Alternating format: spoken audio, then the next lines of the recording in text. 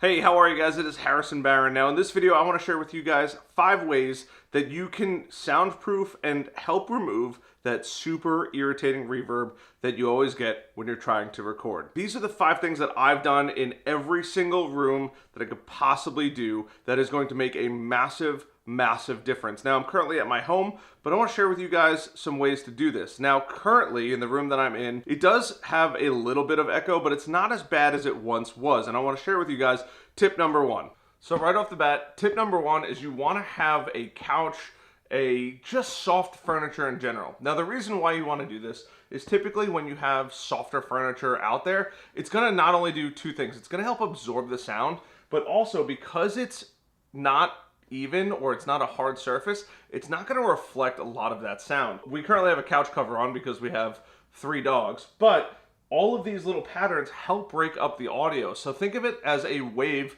crashing into rocks.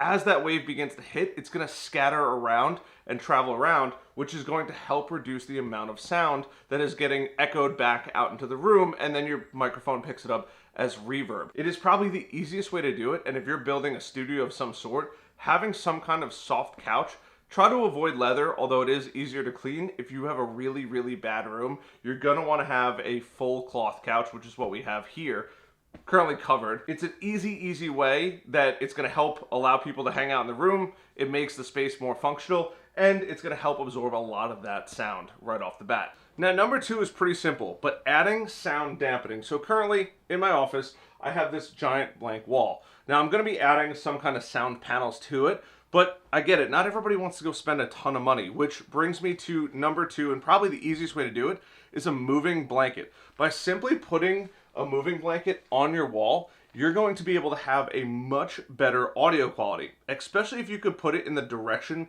that you're going to be speaking. In which case, I do a lot of videos behind my computer. I'm speaking against a wall that has this identical carpet to it. The nice part is you only have to use a couple tacks to hold it up on the wall, and I'm going to show you what it looks like in a second, and it makes it super simple.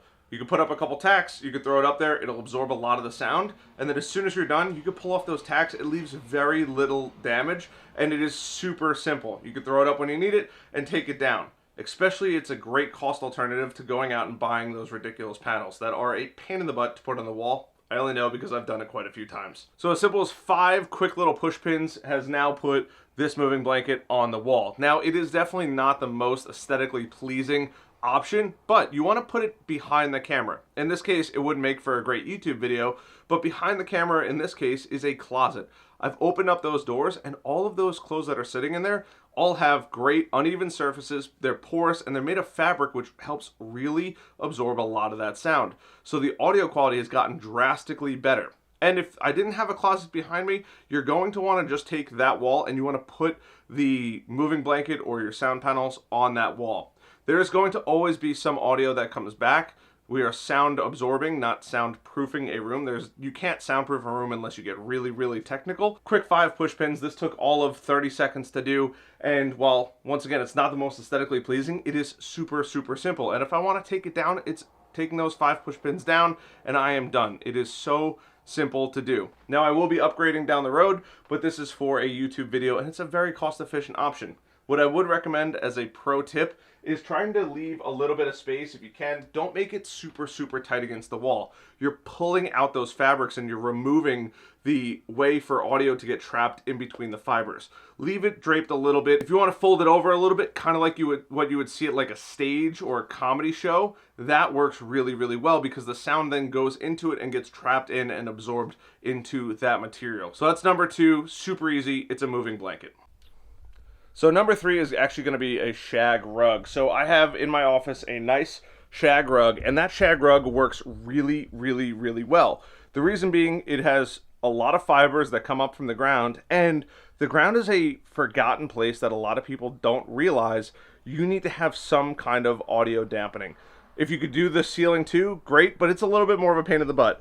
Carpets are pretty inexpensive, they're pretty cheap, and the more shaggy you can get it, the better. I will give you a heads up though, they are a pain in the butt to vacuum. You do need a serious vacuum to do it, but it is a very easy, functional way. If you can't get a shag rug or you don't like a shag rug, any rug is going to work. The shaggier the better, but I do get it. They can be a bit of a pain in the butt to begin to vacuum. Number 4 is going to be space. Now, as you can tell, the room that I'm currently speaking into, which is my dining room and kitchen, have horrible, horrible audio for 2 reasons. 1, they are very close together, and 2, they are full of hard surfaces. What do kitchens have? Metal appliances and cabinets, both of which stink for absorbing sound. What do dining rooms have? Probably wooden chairs for the most part and a wooden table. Maybe some cabinets as well, but for the most part there's no sound absorption, so you probably hear a bit of an echo.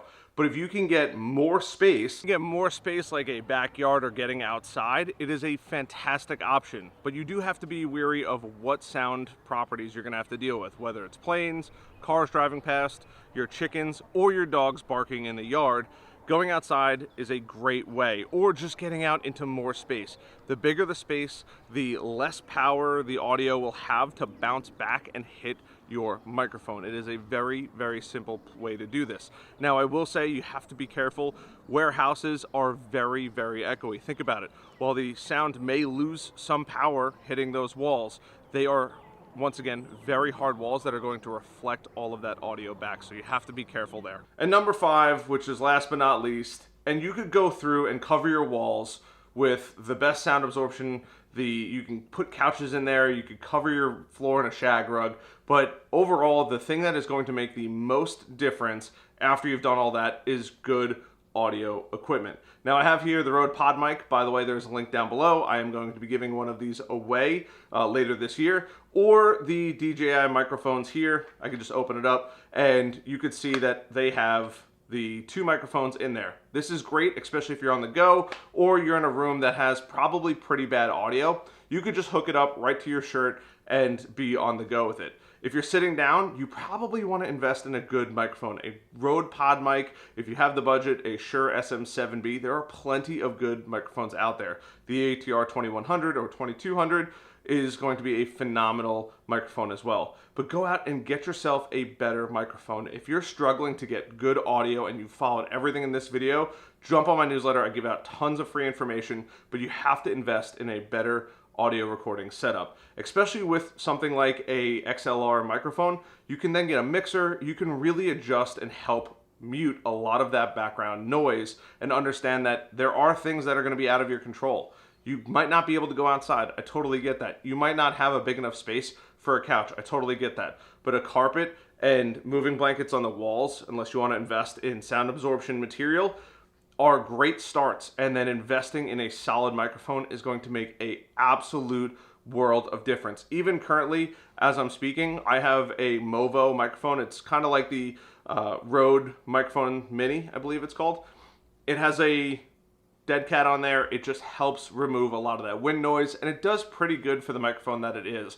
But once again, you can invest in some better audio recording equipment, and that is going to make a world of difference for your recording situation. I hope this video helps. I hope you guys choose to jump on my newsletter here. Hit the subscribe button and that like button, and I will see you guys later. Bye.